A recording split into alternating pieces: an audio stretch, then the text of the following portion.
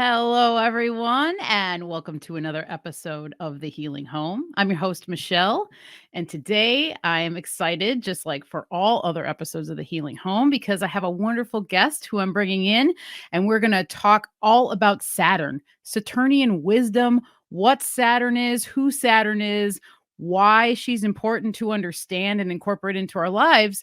And, I'm really excited because I've also been introduced to my guest, Kristine Backes, sorry, through my fiance, Mario, whom was actually just featured on her podcast. And they've done a couple correspondences together, and they both have some really awesome wisdom about Saturn. And Mario said, I think you should talk to this lady, Kristine, because I think you guys would get along really well. She has a wonderful outlook on astrology and what it means and all of these things. So here we are in the healing home. And before we get into all this, I just want to remind everybody that for all things healing home, you can head to michelleshealinghome.com, where you can find my store, my blog. You can learn more about me, and you can also download and purchase my handbook for herbal and natural cat care, which is available. And it's a wonderful introductory guide for people who are wanting to just start to incorporate herbs and natural remedies into their cats' lives to help them live their best life. Now, before I invite Kristine into the stream, I just want to talk a little bit more about her.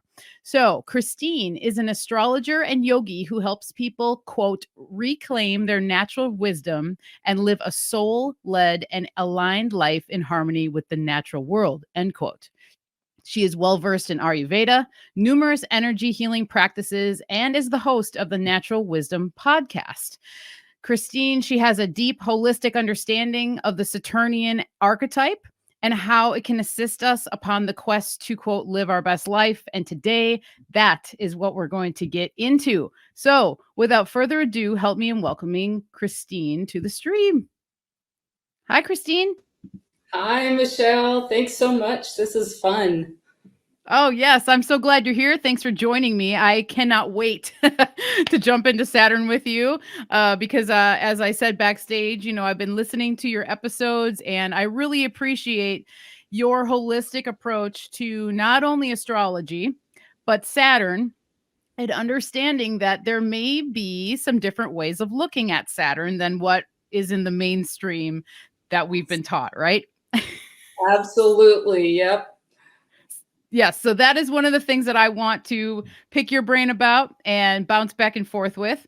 And, before we get into the conversation, I want to give you the floor so you can introduce yourself properly and, introduce anything you'd like and let people know where they can find you as well. Okay. Thank you for that. The long story, which I'll try not to make too long, is I grew up in a military family. And so from our current standpoint in terms of understanding Saturn, very Saturnian world. And then I went into corporate world and spent about 20 some years in corporate world. And then when Saturn came around to my moon, and it probably was the second time, but when Saturn came around and met up with my moon in my chart, I couldn't take it anymore. I couldn't take what I was doing anymore. And I just had this intense itch to get out. And so there were other things going on astrologically, but left my corporate career, went to India, and really dove more deeply into what was calling me from the inside, which is a hallmark of Saturn. And so now it involves studying Ayurveda, studying yoga. I was a yoga teacher for a dozen years, actually until the lockdowns, I was a yoga teacher. And I've picked up some energy healing modalities along the way. And then astrology, I actually was initiated as an astrologer through a dream of having a star-shaped cell phone the night before I had my first reading with my mentor, Emily Trinkus. And so it's been a very interesting journey to get where I am now. And in terms of what I do and how people can find me, my website is KristineBackes.com. If you can't spell that, you can also find it through naturalwisdompodcast.com. And then I started the podcast about 3 years ago just because I love to talk. And then Saturn really came in strongly probably about 2 years ago. And This was Saturn opposite my moon. This has been a whole journey with Saturn in my chart with my moon, and my moon is my chart ruler. So those of you that get astrology know that that makes me particularly sensitive to what goes on with moon transits. And it was like all of a sudden I realized that a lot of what was missing in our culture, as well as in the healing world and in astrology, was a real understanding of what and who Saturn is. And I'll say one more thing before I blab on too long, that my sort of one of my a central thesis of my Saturn work is that Saturn is what you could call the scapegoat for our cultural conditioning around power and authority. And we've sort of taken all of our shadows and placed them onto Saturn's shoulders. And that has kept us from basically as individuals owning our own Saturn, meaning coming into our own authority, which I'm sure rings lots of bells for you, because I know Saturn is very near and dear to your heart as well. And just one last thing too, is that I have 4 planets at an angle in Capricorn. So I consider myself sort of an avatar of Saturn in many ways. Yes, lovely introduction. And I love how you talk about like Saturn plays this role of being kind of the scapegoat, that we put our shadows onto his shoulders. That's beautiful. That's beautifully said, by the way. And that's exactly how it is portrayed in the media. And that's how I thought about it for so long as well. And that was one of the things that intrigued me about you as I was going through some of your episodes, was how many of the, how much Capricorn and Saturn is in your chart. And as a person too, that I can't say I know how much Capricorn and Saturn I have in my chart, like when I look at it, but I know I am a Capricorn sun sign, and I've always identified with it very strongly. And I wanted to kind of start out the interview talking Capricorn Saturn lady to Capricorn Saturn lady, and how to see how it's affected you throughout your life and your personality, and what are some of the challenges that you've been faced with that Saturn has shown you, okay, we might need to dig into this aspect of yourself a little bit more. It's a challenging one for you, but that's what Saturn does, is it challenges you to face these things.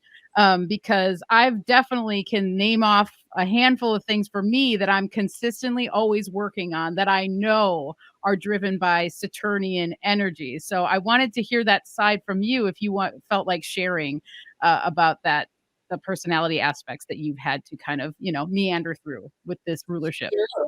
Yeah, sure. Well, Sun in Capricorn. I also have Saturn in Capricorn. And so it's kind of like a double whammy, right? So there's an extra bit of it, but with the Saturn and Capricorn, we're dealing with kind of the misunderstandings of Saturn as well as the misunderstandings of Capricorn. Capricorn is a feminine sign, right? And it's portrayed, and sort of many people feel it as a masculine sign, again, because of that sort of scapegoating of our modern culture, our Western culture. And Capricorn, the shamanic astrology people call Capricorn, they associate it with the Council of 13 Indigenous Grandmothers, because it's essentially the mastery of earth wisdom. It's the mastery of earth wisdom. I mean, can't say that enough, which is, I mean, you seem like very much an avatar of Capricorn to me as well, because of what you're doing. And it's all earth signs have to do with mastery of the earth realm, and that means the material realm. And then Saturn in particular, Saturn rules 2 signs in classical astrology. It rules both Capricorn and Aquarius, a feminine sign and a masculine sign, which is true for all the planets, the classical planets. And in Capricorn, in reality, it's the wise person, right? The old man or old woman, the wise woman. Again, you're a very literal expression as well of that energy, that wise woman energy. And so in terms of like, what are the challenges? Well, The other one that comes to mind is Virgo, is another one of the most misunderstood signs in the zodiac, right? Yeah, And I would agree. and what happens is the cultural expectations of responsibility, duty, commitment, all those, and discipline, those are 4 words that are associated with Saturn, right? And so we, as Capricorn people and those Saturn people, there's a lot of sense of responsibility and a sense of wanting achievement and a sense of duty. And in our culture, all those things have very negative connotations. And for instance, responsibility, we've forgotten that what it means is the ability to respond and to take ownership of something. And disciple is the root word of discipline. And we've forgotten that what discipline really means is to be a disciple of someone or something. In Saturn's world, that's a disciple of yourself.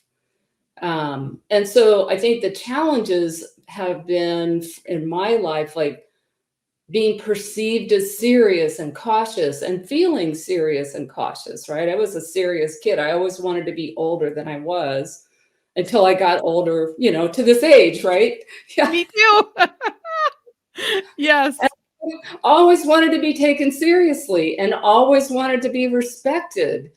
And it wasn't until I really dove into Saturn in the last couple of years. In fact, I wrote a little mini book about it. And hopefully we'll be writing a longer book, finishing a longer book sometime soon, is that I realized that that's like for Saturn and Capricorn, and maybe even the Sun in Capricorn, one of the shadows, if you will, is looking outside of yourself for respect and looking outside of yourself for authority. And that's what I would say, sort of one of the central ways that I would unpack Saturn in somebody's chart, is to say, here's the place where you're most likely to outsource your inner authority. And that's where you're going to find the challenges in your life. Every time you think you're not respected unless somebody else respects you, it's not going to work very well, right? And until you learn to respect yourself, it's you essentially outsourcing your Saturn, is the way Caroline Casey puts it. Oh, yeah. This is ringing so many bells and makes a lot of sense. And yeah, that wanting to be older or respected, totally a weave. And that being perceived as super serious or even sometimes unapproachable or cold or, that kind of energy has been a weave for me as well. And I've had to work really hard to soften in that way, because what I find too is like, and I don't know if it's a Capricorn trait or a Saturn trait, but like wearing your emotions or your thoughts or feelings like on your face, but not being aware of that.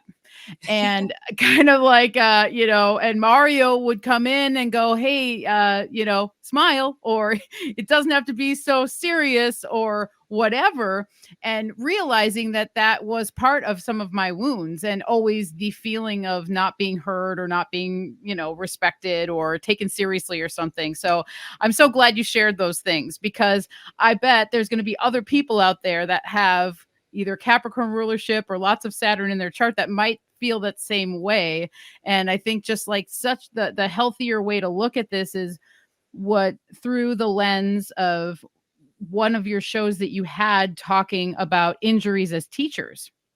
And that is something that I attune myself to as well, and looking at ailments as opportunities. So same thing, same thing going on. And you shared a couple stories about some injuries that you encountered and how you had to shift your perspective as to like basically literally accepting that this is what happened in order for you to even heal. So I kind of wanted to segue a little bit into that, because for me, it's so Saturnian to think about ailments as opportunities, or that's how Saturn, I think, that's how your grandmother would want you to look at it, right? That's how I think about it. She would want you to be like, oh, you scraped your knee? Well, what were you doing? Could you have been more careful? What can you do better next time to make sure that doesn't happen? And I think that Saturnian influence towards that line of thinking is really valuable when it comes to having something go on. And so just wanted to kind of start to segue into that direction and get your thoughts on that. And if you wanted to share anything about your experience with, flipping your thought process on injuries. Yeah, that's a great example because Saturn is the planet of reality, right? 3D embodied reality. And I'll try not to go off too much on a tangent, but we live in a culture that doesn't value that. We don't value the body. We don't value being here. In fact, if you're at all in the spiritual new age world, or even in the health world, and even in the healing world, there's so much about transcending and getting above it all, wanting it to be good all the time. And one of the roles of Saturn is to bring you back down to earth, right? Bring you back down to reality. And the distortion around it is it's bad, right? Injuries bad, pain bad, reality bad, being, heavy and solid and earthbound bad, that we want to be blissful and up there in the ethers all the time. And it's sort of like the word I'm looking for is a repudiation of being human. So that's kind of the big picture philosophy of it. And then when I come back down into the experience of injury, and it's funny because I think trying to remember when I did that episode. Oh, I think if I remember the date correctly. What was it? I think it was a year or two ago. Yeah, it was. I do remember because the first time I had the experience of understanding injury as a teacher, and actually illness as a teacher, was about 23 years ago, 2001-ish, when I broke my collarbone. And there was a particular alignment between Saturn and Uranus and my moon in the heavens at that time. And this is long before I knew astrology. And it was in a horse wreck, and I broke my collarbone. It was the first time I'd ever had like a serious injury. And I went through the whole conventional medical route, which was pointless, because at that point, for a broken collarbone, they put a little soft brace on you and said, "Yeah, here's some pain pills. Go sit down for a while." It was not a good experience, and I knew nothing about being injured, and I was a poor, let's just say I was a poor sick person, a poor ill person. And what switched it around for me is I was working with a counselor at the time, and I went to her for a Reiki treatment, which I'd never had before. And she did this Reiki treatment on me, and as part of it, basically, the feedback I got from her, the counseling I got from her, is you need to let yourself be injured. And I had been in so much pain that I was dysfunctional until I walked into her office and got on her table. And when I walked out, it was the first time since I'd injured myself that I was both relaxed and not in so much pain that it was making both of us sick to our stomachs. And it all had to do with that acceptance of reality.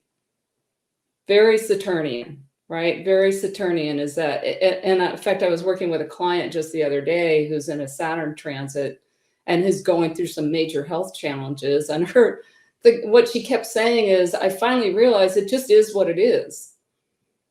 And I thought, yeah, that's the perfect Saturn lesson, right? It is what it is. And it's where we get ourselves in trouble, is fighting against it and making it wrong. Yes. Right. And it's that propensity to struggle, which we have as Westerners in particular. I don't think it's a human condition. I think it's our culture. It's that propensity to resist and struggle and not want things to be as they are.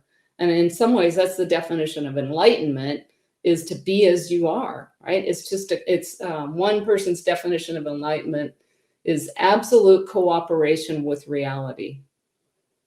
And that's Saturn, right? Saturn actually, in a lot of ways, is the planet of enlightenment, because when you get Saturn, and you really own things as they are right now. It doesn't mean you can't make change, right? That you're certainly going to take action towards what you desire, but you have to start where you are, or to, it's all those very we've heard these sayings over and over and over, but when you actually start to embody them, it's like, oh, now I get it.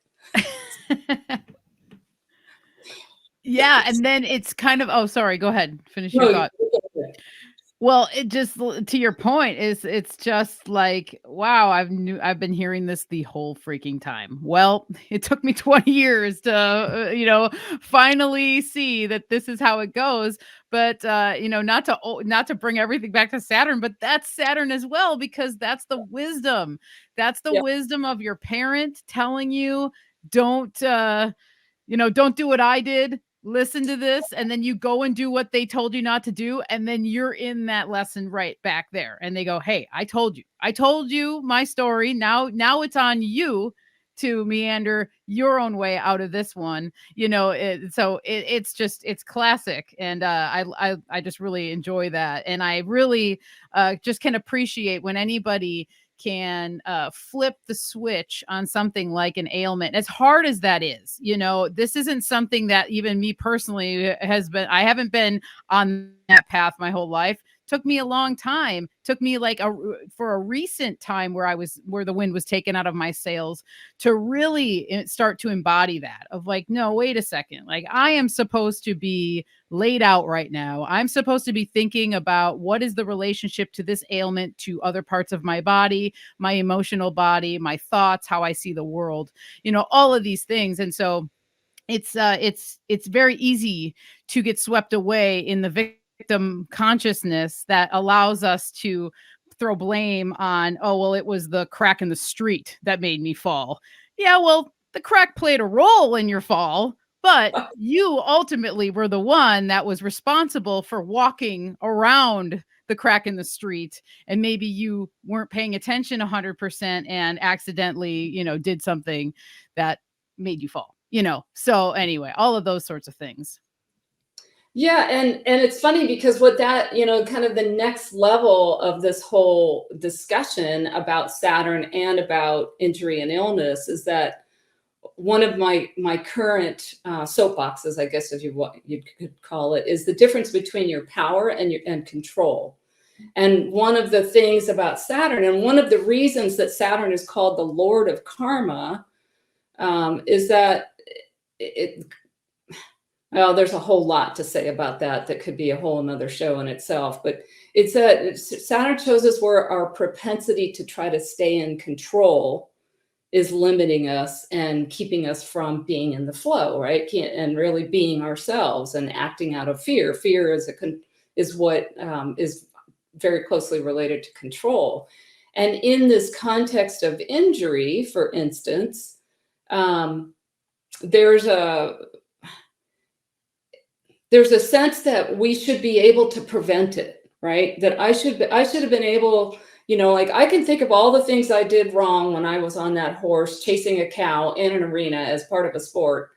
And, I can beat myself up about what I did and shouldn't have done. And then when I actually did that podcast episode was in another iteration of the Saturn Uranus alignment with my moon 20 years later.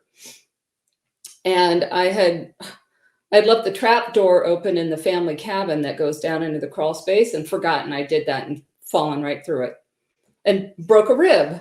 And yeah, broke a rib, bruised myself up. I mean, I was lucky I didn't break anything worse, although that's painful enough.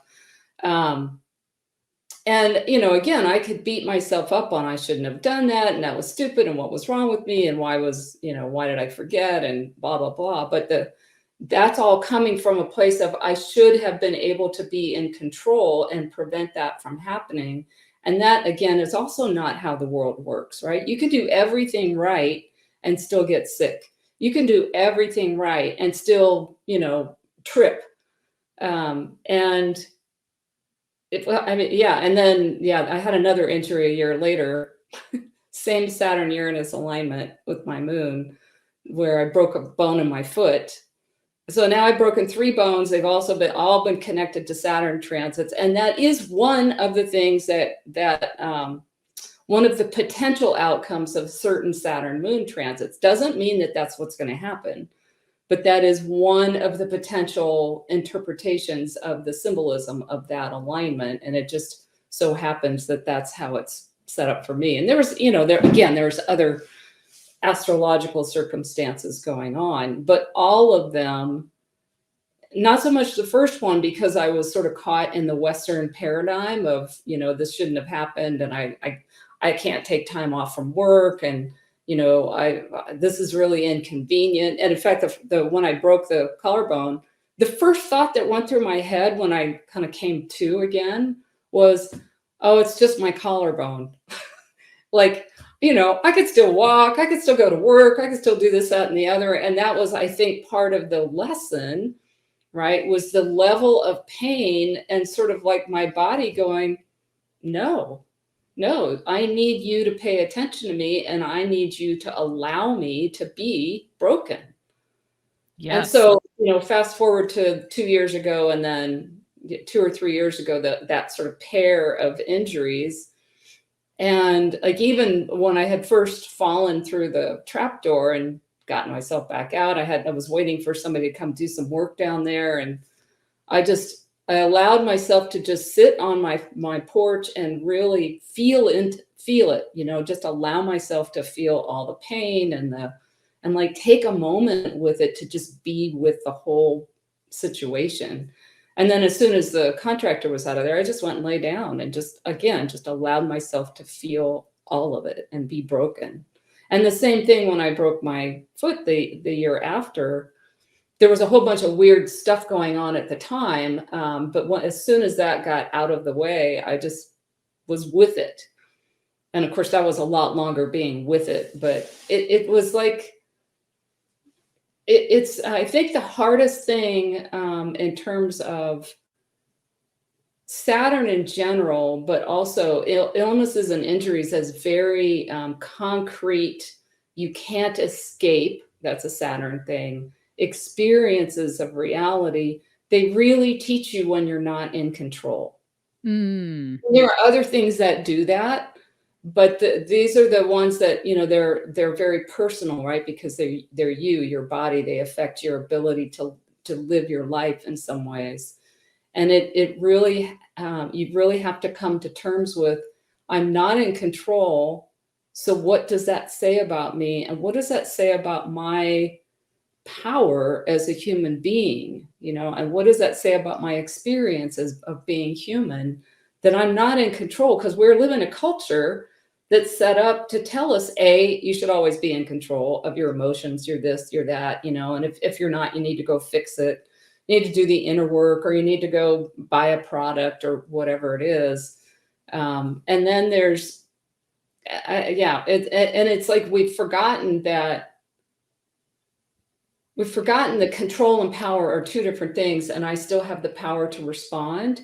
I still have the power for how I'm going to work with this and how I'm going to see it, and whether I'm going to label it bad or good or whatever. And we have tremendous amount of power, but we forget because we're so used to equating it with control. Oh, yeah. That's really brilliant. That's a really insightful way of looking at it, because I think that they totally get blurred. And this kind of brings me, and you did touch on karma, and that's one of the things I wanted to talk to you about as well, because I know that you have a really great understanding of that and what karma is. But kind of before we go there, the authoritative side of all of this stuff. And one of the things that I thought of this morning, actually, as I was just like going through getting ready for our talk, was, how important it is to be our own authority. Yeah. And when I thought about that in the moment, what came to me was being your own authority to the point where you're disciplined enough to be able to stop yourself when you see that you've maybe gone off the rails, or you are slipping, you're not in control, to be able to correct or redirect yourself before someone else has to do it for you, in terms of like a doctor. And the example that came to my mind was, you know, stay in shape and lose the weight before a doctor has to tell you, hey, you got to lose some weight because your numbers are through the roof, or whatever it would be. And that doesn't have to always be weight, but that's the first thing that came to my mind of like that. That's why it's so important to be in your own authority and to not always be seeking that external thing of someone else telling you what to do, because Right. otherwise you end up in this space where you literally think you're helpless because you think that everything has to come from an external source. Whereas, like, we have all the power, as you were just saying, within us to know, like, hey, man, I'm packing on a few. I should probably scale back on the cookies this month, or whatever it would be, you know? Like, we should be able to be comfortable enough with ourselves. And that takes work and that takes time and it takes courage and all these things, too. So it's not just like it happens overnight. But I wanted to go into authority and that side of things with you, and maybe we can cycle karma in somehow into that whole weave of things. Yeah, authority is a great, I mean, that's the Saturn word, right? Saturn is all about authority, your inner authority. I love the way astrologer Caroline Casey talks about insourcing what you have been outsourcing. And we tend to outsource authority in our culture, right? We see the doctor as the expert and the authority on our health. We see the government as the authority on, well, all sorts of crazy things, right? We see teachers, and we grow up. We grow up, at least, I don't, it's not just my generation. I think it's most of us in this country. If we go to public schools, especially, we grow up, meeting somebody else's standards, getting graded. We have parents or authorities in our younger life. And then one of the things we're lacking in this culture is any kind of ritual of maturity. And, so you don't get to age 18 or 20 or whatever it is, or graduate high school, and somebody says, okay, now you don't have to go get graded by anybody else. Now you have to decide what your standards are, and you have to decide what you're going to grade, how you're going to grade yourself.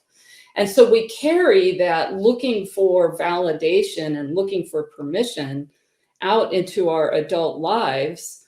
And one of the ways we do it is, well, I have to have a doctor tell me whether I should lose weight or what drugs I should take or how to take care of my health, instead of realizing that it's still your body, right? It's still your physical being. And I'm a little bit out there on the edge about this. I mean, I haven't been to a physician for, I don't know, 10, 12 years, I think.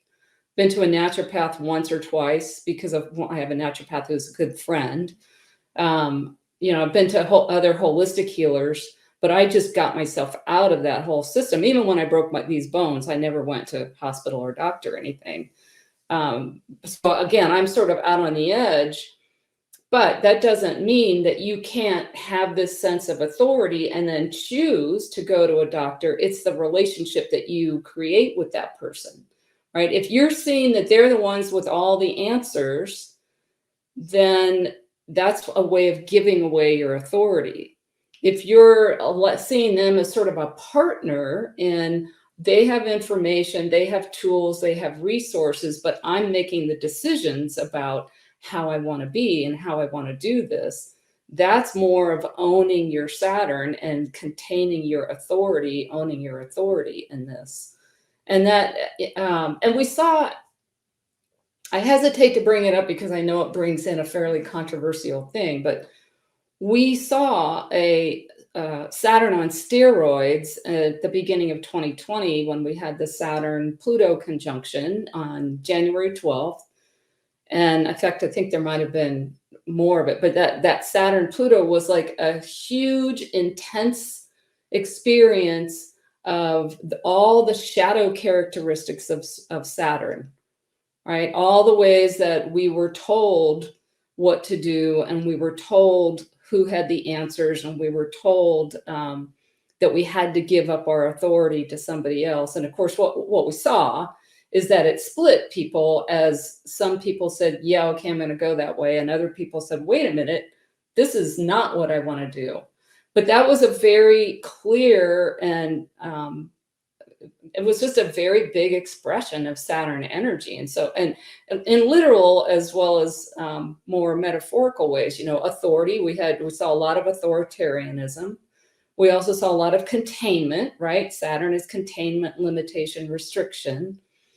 And yeah, so that's one of the places where a lot of us really had to get real, Saturn, about, am I going to take on my own authority here? And what do I truly believe? What seems true to me, and how do I stay true to myself and my values as I navigate this time?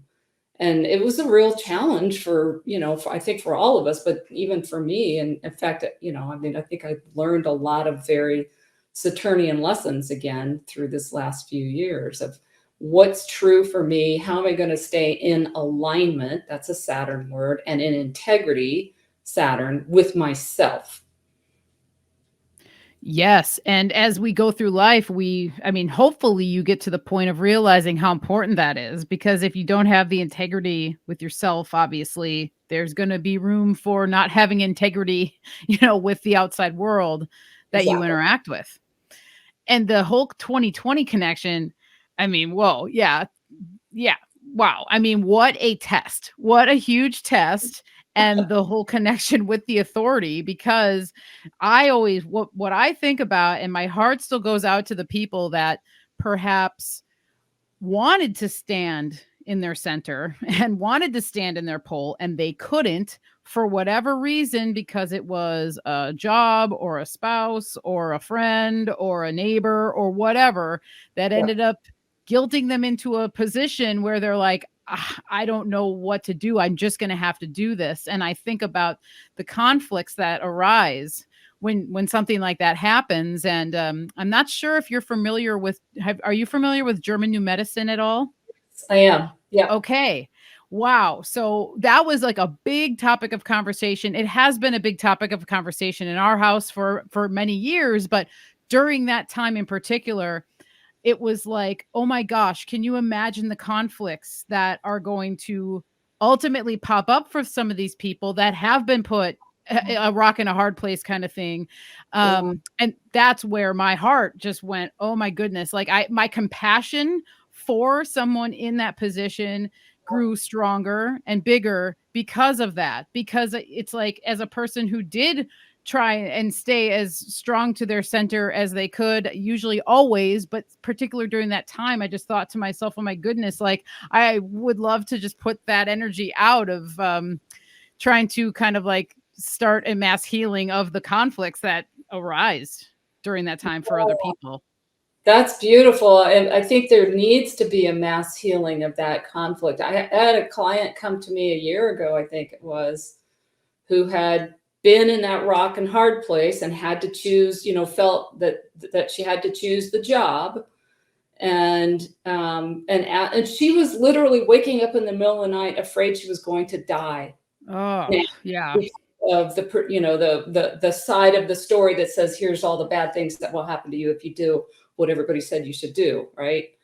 And she finally looked at me. She said, do you think I'm going to die? And I said, no, I don't. I don't think that's the way this works. I mean, you have way more agency, no matter what you've done in the past. What you're telling your body matters. Yeah. And so, it's like you got to give yourself space no matter what, right? You have to allow for the possibility that you have the capacity to clear out the toxins, or however you're viewing it, and not go down that. It's the fate and free will question, right? And that we get in astrology all the time. Like, if you did this, are you fated to die of a heart attack at age whatever, 40? No, not necessarily, right? And it's there's space around that, right? There's not, if you're stuck in the this or that, then your viewpoint's not big enough. And it's all about coming back in here and staying true to yourself, or right back to where we were before, and then taking action, right? Taking responsibility. You can't change what you did 2 years ago or 3 years ago, but you can respond now based on what's important to you, what feels true to you, and what feels in integrity with you. Yeah. And it's an ongoing lesson, right? We're still in the lessons of Saturn and Pluto. And we will be, right? That touched off a 35-year cycle. These are not like once and done events. It's just that we sort of had a big once and done event that lasted a lot longer than we wanted it to.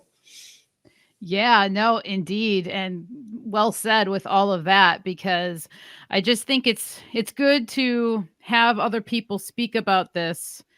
And which is one of the reasons why I have a show, is to maybe be a beacon for someone who has had those thoughts. And then they hear us say these things, and it might literally turn their world in the right direction for them to start realizing, no, I do have control of this. And that is why I love German new medicine so much, is because it is about making that decision within your mind and your heart to not allow your feelings to like overrun into a place where it can take you into illness, and realizing that there is that moment, there's that section of time where you can choose, like, no, I'm not going to manifest, or I'm not going to blast that out into the future, because that's not going to really do me much good. But what would be better is if I can be in the present moment and know, like, what is true to me right now, and what can I do to make it better, So anyway, that could be a whole other show too. We're racking up the shows here. Yeah. Okay, so karma. I know that now karma to me, okay, I always remember as a young girl, always gravitated towards like 1960s culture, always felt like an old soul, was very into like hippie stuff and whatever. And so it was like karma was kind of one of those things that like floated around, and this and that, and it's karma, whatever what you do is going to, it's going to come back to you, and things like that, which there's an element of that. Obviously, if you treat someone poorly, there is something going on. It's a reflection of you. So basically the mirror could be flipped. And then when that mirror is flipped, that can be a pretty brutal time. But I always remember, because I used to have on my first car, I had a bumper sticker that said "Karma happens," because that was like my big thing. I always like was very into it and stuff. But as I've gotten older, and as I've matured, and as I've kind of started to realize more things about how the world might be working, is that karma isn't actually just all about that. And I would love for you to dive into your philosophy and understanding of karma from more of a Saturnian perspective, because as most people know, Saturn is like the planet of karma, and that's one of its main elements. Yeah. Oh, I love this. Is one of my favorite topics. And it's, again, a little bit of a soapbox. And if you remember what I said about Saturn being the scapegoat of our cultural conditioning around power and control, everything, it's like the old adage about the fish swimming in water can't see the water, right? That's our conditioning, right? That's our cultural conditioning. And what we do as a culture, as people in this world, is that we take a concept from somewhere else, and then unknowingly, unconsciously, like layer it up with all of our assumptions and beliefs. And all of our assumptions and beliefs around control and power have tainted our idea of karma. And then also the blame and punishment, right?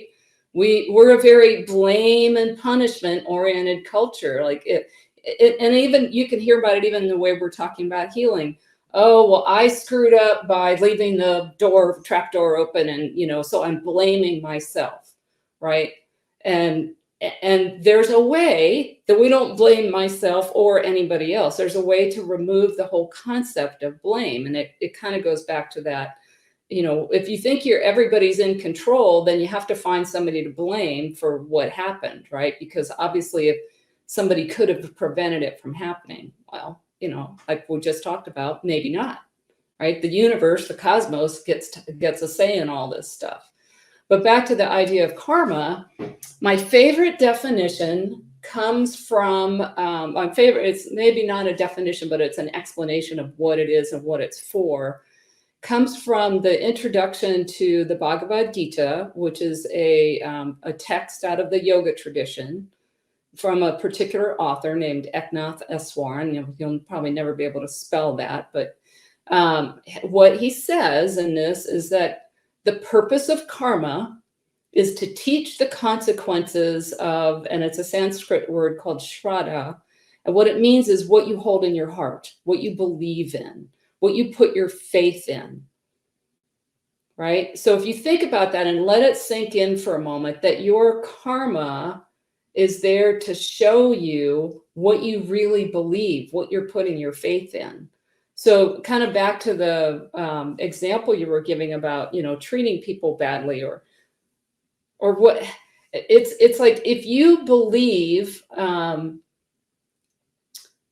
guess the example that's coming up for me is if you believe that humans are inherently bad and that they'll try to get away with horrible things, if you leave them on your devices, a la the whole, again, this is a little bit of a tangent, but if you, like me, were required to read The Lord of the Flies when you were in high school, right? That was the world that was cultivated in you, is that, you put a bunch of boys on a desert island and really horrible things are going to happen because that's how little boys and people, humans are, right? It's the original sin concept. And so then you spend your entire life until you change that belief. All your thoughts are in line with that. All the way that you speak are in line with that. The way you treat people is in line with that. And your actions are in line with that. And that creates your reality, right? Your beliefs create your thoughts, create your speech, create your actions, and that creates your reality. And as Carl Jung said, if you don't make that unconscious belief conscious, it will drive your life and you will call it fate. That's Saturn, right? That's Saturn is Saturn is, I call it the truth teller of the soul. So Saturn and karma is showing you the truth of what you believe and what world you're choosing to live in. And just a quick tangent on the Lord of the Flies, because it was such a big deal to me. And I've heard this from other people that it was like, it's like one of the first times that the wind got taken out of our sails about how life really is. And maybe that's not true if you grew up in a really abusive household or something, but then that book even would have solidified it. And there's a book, in fact, it's on my coffee table right now, called Humankind, A Hopeful History, by a guy named Rutger Bregman, I think it is. But it's called Humankind, A Hopeful History. And he actually found a real life example of a bunch of boys stranded on a tropical island for a year by themselves. And it was the exact opposite in reality. What happened? They created systems, they cooperated, they took care of each other. Even when somebody broke his leg, they were able to doctor him, and they maintained lifelong friendships after that. It was the absolute antithesis of what William Golding wrote in Lord of the Flies. And to me, that is probably the best illustration of what karma's about, right? Is that if you believe the Lord of the Flies form of the world, then that's what you're going to see. I mean, I've had arguments with people who think, well, it's the human condition to treat each other badly and to go to war and to rape and pillage and kill and all that. And it's not what I see. That's not the world I see. And in fact, the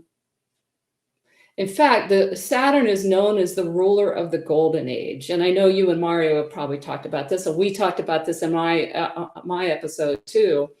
And the reason that Saturn is known as the ruler of the golden age is because it was when the rules were on the inside, right? The golden age was a time of peace, prosperity.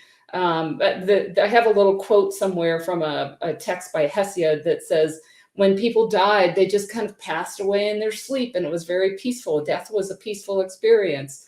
The earth was fully abundant. There was no None of this scarcity programming that we're in today. And another astrologer who talked about this talked about it. It was a time of sincerity of the soul. So, in other words, all of my actions were aligned with my soul. So, therefore, there wasn't any need for rules and laws and prisons and drug rehab centers and all that, because we were in our truth, we were in our center, I can't remember how you put it and how Mario puts it, but we were at our pole. Totally. Right. And that's, to me, like, you could say in a way that was a time without karma. And Gotcha. yeah, so like this guy, this author in the Bhagavad Gita goes on to talk about essentially the way you don't create karma being cause and effect, right? Um, Action and consequence. Karma actually means action. The only way you don't create karma for yourself that you have to work out in the future is by acting in absolute alignment with your soul. It's just pure you, acting and being in your embodied form, right? There's always going to be other stuff around you, but as long as you're just flowing as your soul, your higher self, whatever you want to call it, whatever word you want to use it, your divine self, as long as you're completely acting from that place, you're not creating more karma, because it's that purity, which of course is a very scary word. It has a lot of stuff hanging on it too. But you could say it's when you're in your Saturn and really aligned with your Saturn, and fully aligned, then that's when you're not creating karma. And so my view of Saturn is its role when things are uncomfortable. That's a signal that there's some way that you're out of alignment. I see. That makes sense. I mean, that's a really good way to judge that for sure. Yeah, it's a little Wow. esoteric. It can be a little esoteric, but having been through 2 Saturn returns now, and both of them very uncomfortable, one pre-astrology, one pre my really deep understanding of Saturn, it was still, especially like my first Saturn return, and I think it's a little bit different. I'm noticing that the younger generation, as they come to their first Saturn return, are a little bit further ahead of where I was, most of them.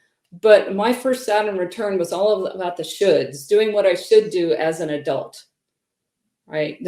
Saturn returns are, they're periods of adulting. I don't usually like to make verbs out of nouns, but I like that particular one. The periods of adulting, and they're setting that foundation for the next 30 years of your life. And my first one was like, oh my God, I've got to get married. I've got to get my career started. It was very, Saturn and Capricorn shadow. Got to kind of tick all the boxes for the American dream, and doing what I'm supposed to do. And my second Saturn return was a little bit more internally generated, but it was still like measuring my success by external measures, right? Even though I was self-employed, or more so, and doing more of my own thing, I was still measuring whether I was successful at it by, how much money I made, and whether I had to have a part-time job, and this, that, and the other.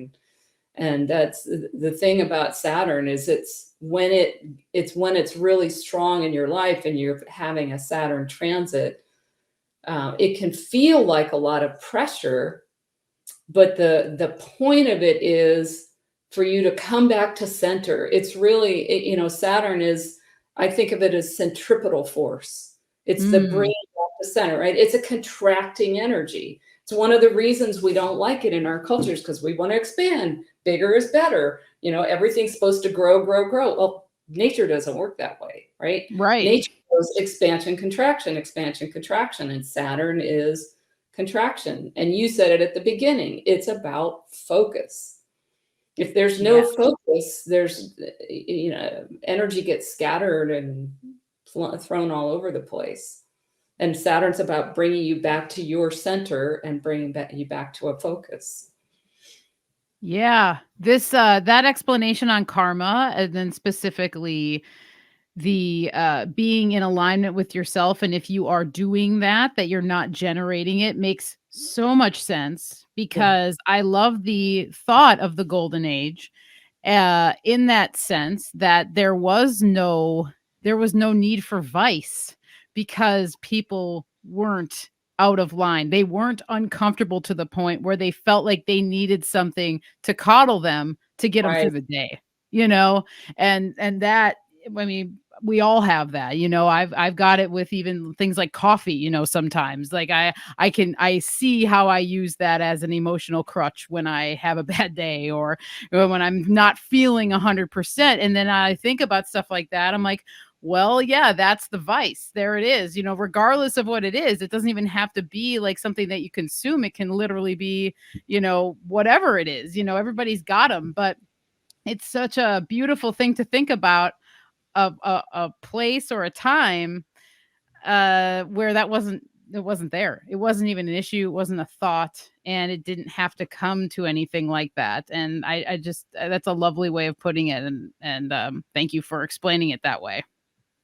Yeah, and just in case people think this is all theoretical and mythical and not real, Riane Eisler, and I talked about this with Mario too. Riane Eisler, in her book *The Chalice and the Blade*, she's Mm, not the first place I read it, but she talks about how we shifted to this culture of domination and control being our definition of power, whereas there's another definition of power as the ability to create and make life, right? I mean, your absolute fundamental power as a human being is to create life.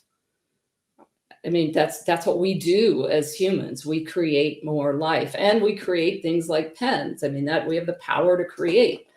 But what I was going to say is that she talks about it in her book from a historical perspective, and I've seen this in other places too, that the island of Crete, when the Minoan culture was there, I don't know the time period, but there's some, there are some historians, more the ones that are kind of out of the matrix, if you will, and mhm. archaeologists, again, that are kind of getting out of the matrix, that are seeing that this was a time of equality. We tend to think, well, before the patriarchy, there was the matriarchy. Yes, and what about the time when there wasn't a hierarchy at all, right? What about the time where there was equality and cooperation and real creative energy like that? And there's some people are seeing that maybe that was what was going on in the island of Crete. And I'll just tell you my sort of weird, I don't know, I don't have a lot of evidence for this, but if you're familiar with the Minoan culture in that time, one of the deities was the snake goddess, was a woman whose breasts were bared, who had a snake in each hand. Snake meaning wisdom, right? Well, two snakes together is the symbol for Aquarius. We tend to think of the symbol for Aquarius as being water and waves, but it's actually, well, depending on who you talk to, it's actually the two snakes of wisdom. And so Wow. maybe that's a great idea for the feminine face of Saturn, is the Minoan snake goddess, the goddess of wisdom, Sophia. Whoa. I've never heard that before with Aquarius. Holy moly. That's cool. Oh my Yeah. God. Do you know where the origin of that comes from? Which, So it's the Minoan uh tradition that views the snakes, or the symbol of Aquarius as snakes. well, I don't know if they called it Aquarius. I don't know if there's a connection to Aquarius, but if you go, look, the place where I saw the snakes as the symbol of Aquarius was Stephen Forrest's book, Inner Sky. Okay. It's a Stephen very Forrest. Stephen Forrest with two R's. It's a good basic astrology book.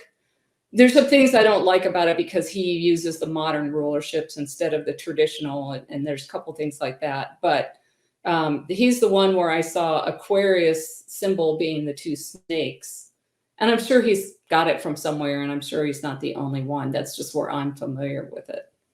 And then the Wow. Minoan snake goddess connection is my own, and I can't. It's like what does somebody call it? It's a thought experiment. What if, because I'm drawing all the symbolic connections, right? A time of equality, peace and prosperity, a culture where men and women were equal.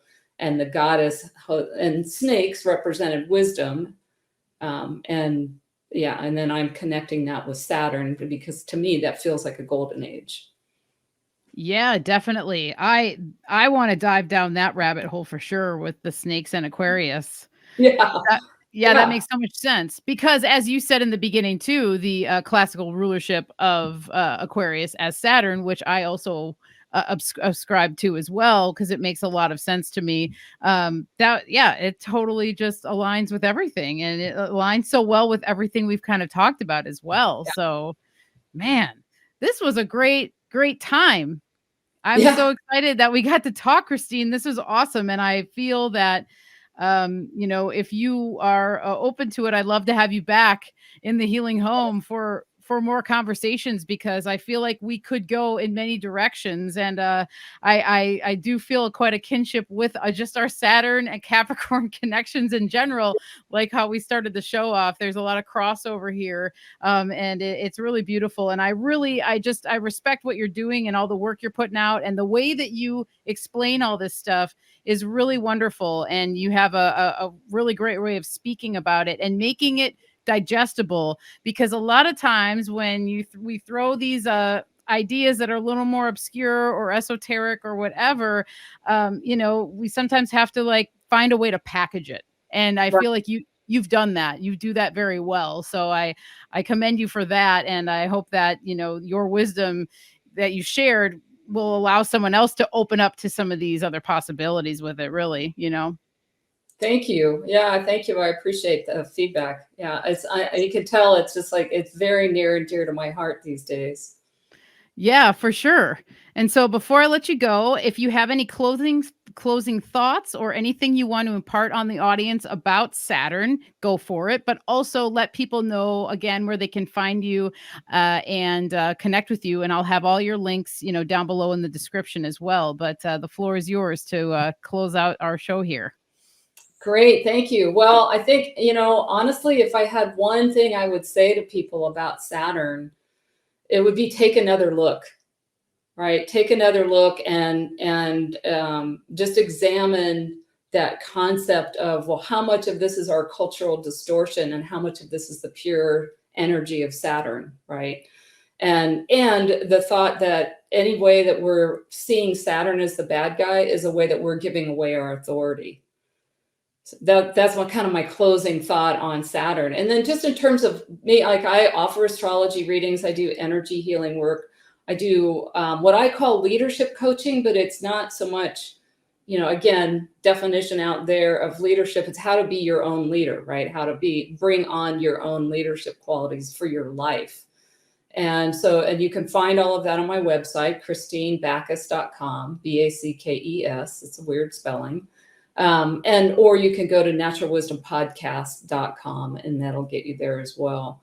I'd love to have people check out the Natural Wisdom podcast too, to see what they think of that, because you and I have slightly different directions on how we're going, but I think it's coming from the same set of values and coming from that Saturn place too, right?